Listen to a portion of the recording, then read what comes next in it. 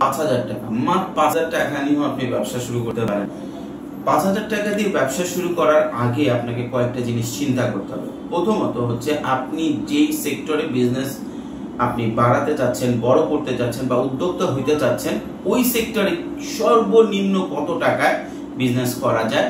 Second হচ্ছে যে আপনি যে বিজনেসটা শুরু করতেছেন এইটা আপনি জাস্ট শুরু করতেছেন, আস্তে আস্তে আপনি বড় করবেন। 5,000 টাকা দিয়ে ব্যবসা শুরু করা মানে এই না যে 5,000 টাকায় জীবন শেষ।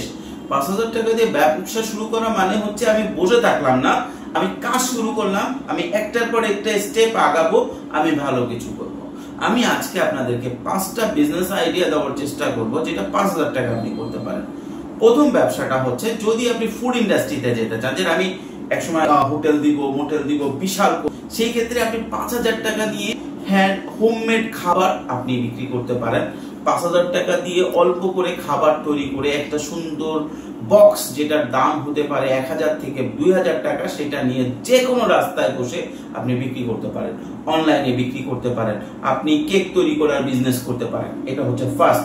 সেকেন্ড হচ্ছে যদি আপনি ফুড ইন্ডাস্ট্রিতে আপনি চা বা কফি বা আপনার এই ধরনের রেস্টুরেন্ট করতে চান, সেক্ষেত্রে আপনি চা বিক্রি করতে পারেন 2টা ফ্লাক্স কিনে মাত্র 5,000 টাকায়। এই দুটো বিজনেস যদি আপনি ফুড আইটেম বিক্রি করতে চান বা ফুড ইন্ডাস্ট্রিতে যেতে চান, এইটা দিয়ে শুরু করতে পারেন।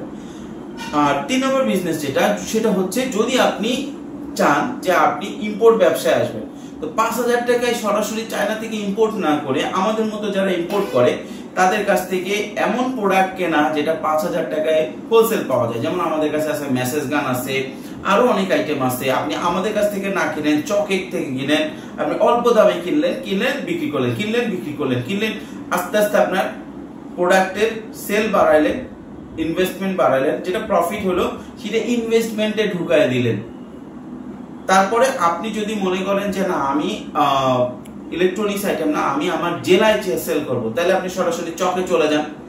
4 নম্বর বুদ্ধি, চকে যে ছোট ছোট সুই, বল, এই ধরনের প্রচুর আইটেম আছে যেগুলো দোকানে দোকানে বিক্রি করা যায়। তবে হ্যাঁ, আমি 4টা বুদ্ধি দিয়ে দিলাম, 4 মিনিটও লাগলো না, কিন্তু এইটা আপনার 4 মাসের কষ্ট যাবে, পরিশ্রম হবে, কিন্তু অসম্ভব না। আস্তে আস্তে এইটা থেকে আপনি ভালো কিছু করতে পারবেন, অনেক কিছুই করতে পারবেন। তাহলে আপনি যদি ফুড ইন্ডাস্ট্রিতে যান 2টা বিজনেস বললাম, আপনি যদি ইম্পোর্ট বিজনেসে যান 2টা বললাম, আরেকটা আছে গার্মেন্টস। আপনি এখন যদি শোরুম দিতে চান, আপনি 5,000 টাকার মাল নেন, 1 to 1 বিক্রি করেন, আপনি আরো ভালো কিছু ক্লায়েন্ট ধরার চেষ্টা করেন, আস্তে আস্তে আপনি অনলাইনে বিক্রি করেন। আর আপনি অনলাইনে বিশাল ব্যবসা করতে চাচ্ছেন, ছোট্ট করে শুরু করেন 5,000 টাকা দিয়ে।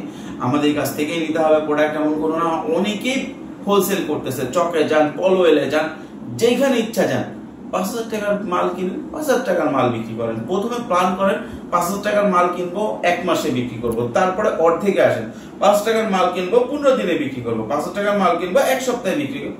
বিজনেস করেন। জাস্ট কমেন্টসে এসে হবে না, অসম্ভব, হচ্ছে না, কেউ পারবে না, আপনি পারি না, এটাতে করে লাভ নেই। ব্যবসা করেন, কাজ করেন, কাজে নামেন, রাস্তায় নামেন। 5,000 টাকা ইনভেস্ট করে যদি 4,500 টাকা হয়, যে 500 টাকা লস হবে, ওই 500 টাকা লস আপনাকে 5 লাখ টাকার বিজনেস শেখায় দিবে।